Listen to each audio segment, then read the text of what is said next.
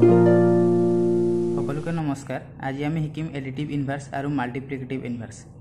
তোমালোকে এডিটিভ ইনভাৰ্স মানে এইটোৱে জানা যে যদি -5 ৰ এডিটিভ ইনভাৰ্স কি হ'ব 5 হ'ব, 5 ৰ এডিটিভ ইনভাৰ্স -5 হ'ব, 2 ৰ এডিটিভ ইনভাৰ্স -2 হ'ব, হেনেকে -2 ৰ এডিটিভ ইনভাৰ্স কি হ'ব 2। তোমালোকে অকল এইটোৱে জানা, কিন্তু একচুৱেল ডেফিনেশ্যনটো এইটো নহয়। চোৱা কি হয়, এডিটিভ ইনভাৰ্স মানে if sum of two numbers is 0 then one is called additive inverse of the other। यार माने इटू है जे जदि किबा एटा नम्बर एडिटिव इनभार्स उलियाब लागे तेन्ते हिटू नम्बर लत कि एटा नम्बर प्लस करिम तेतिया हिटू आन्सरটো 0 ওলাব। एज ए एग्जांपल एटू सोआ 3 লগত মই কি প্লাस কৰিছো -3 तेतिया আমাৰ आन्सरটো কি ওলাইছে 0। एज ए एग्जांपल মই 5 ৰ লগত মই কি প্লাस কৰিম प्लस -5 কৰিব লাগিব, তেতিয়াহে আনসাৰটো 0 ওলাব। এটো হল একচুৱেল ডেফিনেশ্যন। তোমালোকে যদি এডিটিভ ইনভাৰ্স উলিয়াব দিয়ে তেতিয়ালৈকে পাৰিবা, কিন্তু যদি এটো এমসিকিউ দিয়ে কনসেপচুৱেল দি দিয়ে তেতিয়ালৈকে তোমালোকে নোৱাৰিবা। কেলে কি একচুৱেল ডেফিনেশ্যন তোমালোকে গম নোপোৱা।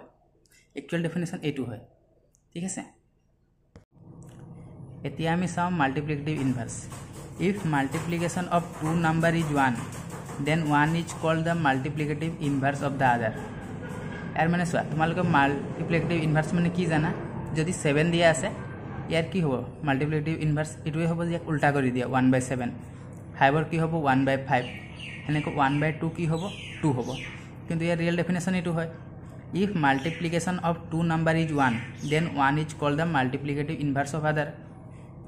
माने आमी जितु नम्बर आमार মাল্টিপ্লিকেটিভ ইনভার্স উলিয়াবলে দিব কি কৰিব লাগিব, হিটু নাম্বাৰ লগত আমি কি এটা নাম্বাৰ ইনটু কৰিলে মাল্টিপ্লাই কৰিলে তাৰ আনসাৰটো 1 লব লাগিব।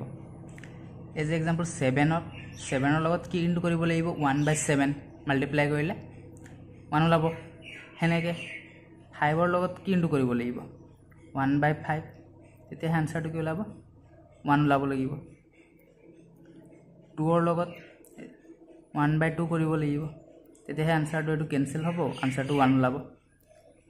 তো মাল্টিপ্লিকেটিভ ইনভার্স মানে এটো নহয় যে 7 দিয়া আছে তাৰ উল্টা কৰিলো 1/7, 5 দিয়া আছে তাক উল্টা কৰিলো 1/5, 1/2 দিয়া আছে 2। মাল্টিপ্লিকেটিভ ইনভাৰ্স মানে এটো যে এটা যোনটো নাম্বাৰ দিয়া থাকিব এটো নাম্বাৰত কি এটা নাম্বাৰ আমি মাল্টিপ্লাই কৰিলে आन्सरটো 1 ওলাব লাগিব।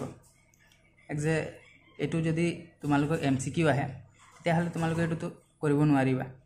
এটো কাৰণে এটো কনসেপ্ট তো শিকাটো মেইন, ঠিক আছে। Thank U.